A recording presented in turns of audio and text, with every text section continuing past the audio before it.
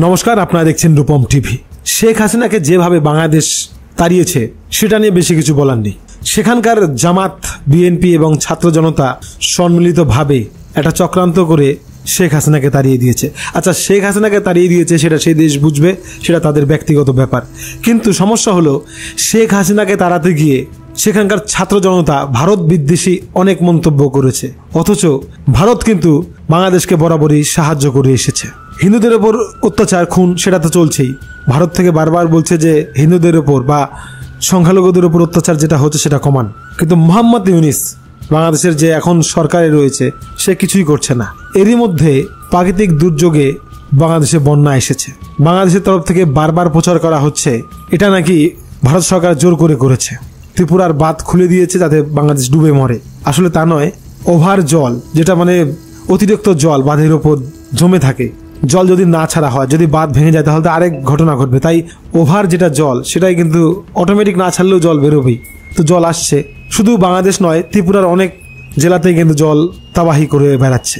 তো এইরকম একটা পরিস্থিতির মধ্যে বাংলাদেশের জনগণ, জামাতরা বারবার বলছে যে ভারতকে শিক্ষা দেওয়া হবে, ভারতের ওপর অ্যাটাক করা হবে। 7 সিস্টার, মেঘালয়, মিজোরাম, আসাম, অরুণাচল প্রদেশ, ত্রিপুরা এই সমস্ত কেড়ে নেওয়া হবে। 7 সিস্টার কেড়ে নেবে ভারতের কাছ থেকে। তো ভারত কিন্তু অনেক কিছু সহ্য করছে, চুপচাপ আছে। মোদী সরকার কিন্তু এখনো কিছু বলছে না। বাংলাদেশ 7 সিস্টার কেড়ে নেওয়ার কথা বলছে, কিন্তু যেটা খবর পাচ্ছি, ভারত সরকার, মোদী সরকার পশ্চিমবঙ্গে যে সমস্ত বর্ডার রয়েছে, ত্রিপুরা, মেঘালয়, আসাম, অরুণাচল প্রদেশ, মিজোরাম, এই সমস্ত জায়গায় প্রচুর সেনাবাহিনী মোতায়েন করে ফেলেছে। গোলা বারুদ, অস্ত্র শস্ত্র, ফাইটার বিমান সব রেডি করে রেখেছে। যদি বাংলাদেশ কোনো রকমে হারকাত করে, বাংলাদেশকে শিক্ষা দিতে ভারত কিন্তু বেশি টাইম নেবে না। বাংলাদেশের সমস্ত অনভিজ্ঞ লোক বলছে যে 7 সিস্টার ভারত থেকে কেড়ে নেওয়া হবে। যেটা 7টা রাজ্য রয়েছে, সেই 7টা রাজ্যে যে পরিমাণে সেনাবাহিনী রয়েছে, বাংলাদেশকে কিন্তু ডলে মুচড়ে শেষ করে দেবে।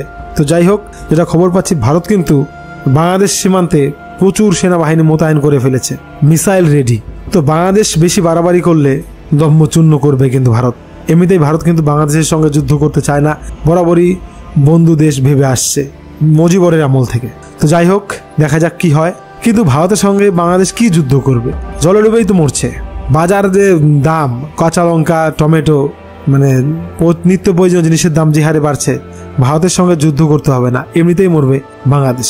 তো বাংলাদেশের উচিত ভারতের সঙ্গে মিলেমিশে থাকা। তা না হলে বাংলাদেশের চতুর্ধারে কিন্তু ভারত রয়েছে, চীন, পাকিস্তান অনেক দূরে। আস্তে আস্তে ভারত কিন্তু বাংলাদেশকে একদম চিপসে মারবে। খবর ভালো লাগলে সাবস্ক্রাইব, লাইক, শেয়ার করবেন।